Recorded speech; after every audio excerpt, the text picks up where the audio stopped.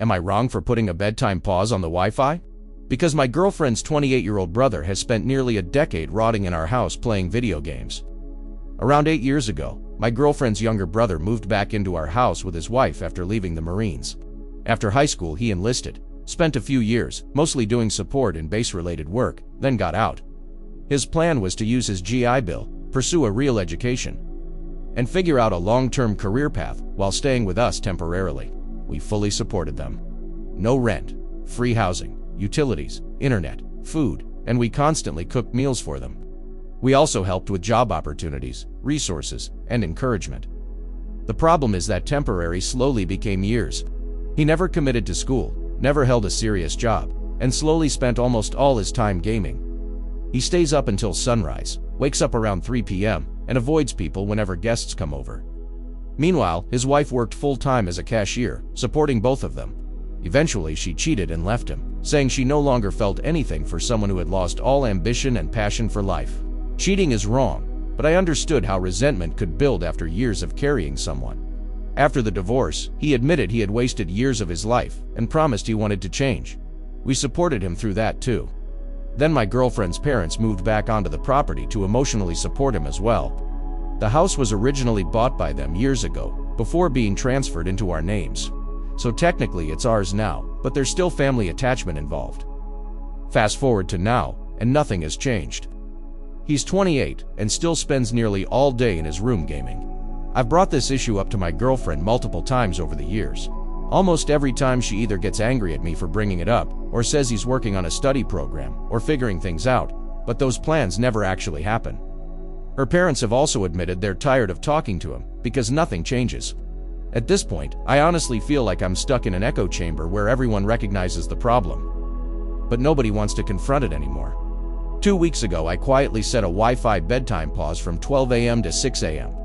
Since me and my girlfriend pay basically all utilities including internet. Honestly, I thought it would affect nobody except him because everyone else sleeps like normal adults. My girlfriend got upset because I did it without telling her. She said she couldn't sleep knowing there was tension in the house because of the Wi-Fi pause. She also explained that growing up, her grandparents controlled things in the house in ways that made her feel like she had no freedom. So the Wi-Fi situation brought back bad memories. I told her I understood that and agreed what her grandparents did was unfair. But I also told her she isn't a child anymore, and neither is her brother. This isn't parents punishing teenagers. This is a 28-year-old grown man spending nearly a decade avoiding adulthood, while everyone around him financially cushions the consequences. I finally told her something that came from years of frustration. Somehow everyone can sleep peacefully while watching her brother waste his life, isolated in a bedroom gaming all night, but pausing the internet for 6 hours suddenly becomes the unbearable problem. She thinks I'm being cruel towards someone who may be depressed. I think everyone has spent years enabling self-destruction because nobody wants to be the bad guy. Update. 1 day later. Hey everyone, thank you for all the comments. I honestly never expected this post to blow up the way it did.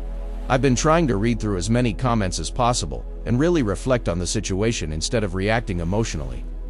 A lot of people had questions regarding the ownership of the house, and I do admit I wasn't very clear about certain details. Part of that was intentional, because I wanted to maintain some anonymity for myself and the people involved in case the post gained too much attention. Which it obviously did. I hope you guys can understand that. After reading through many of your perspectives, I sat down with my girlfriend last night and we had a very serious conversation about the future and expectations moving forward. I explained to her that I cannot continue living in a situation where one person refuses to take accountability while everyone else is expected to carry the burden. For clarification, the issue is mainly regarding her brother. A lot of the frustration comes from the fact that there has been little to no initiative from him despite everyone around him trying to help. I understand people go through difficult periods in life, and I truly tried to be patient and supportive, but at some point, effort has to come from the individual too. I told my girlfriend that if nothing changes, then we will need to separate living arrangements and I will move out. As difficult as that conversation was, I felt it was necessary because this situation cannot continue indefinitely without structure, accountability, and actual effort being made. The plan moving forward is to establish real deadlines and measurable steps for her brother to start addressing his situation instead of continuing to avoid it. As many commenters pointed out, VA resources will be the first thing we push him toward, pursuing immediately. After that, we discussed career workshops, employment assistance programs, and other resources that could help him get back on his feet and build some long-term stability. I also made it clear that I am willing to support someone who is actively trying to improve their situation. But I cannot continue enabling someone who refuses to help themselves.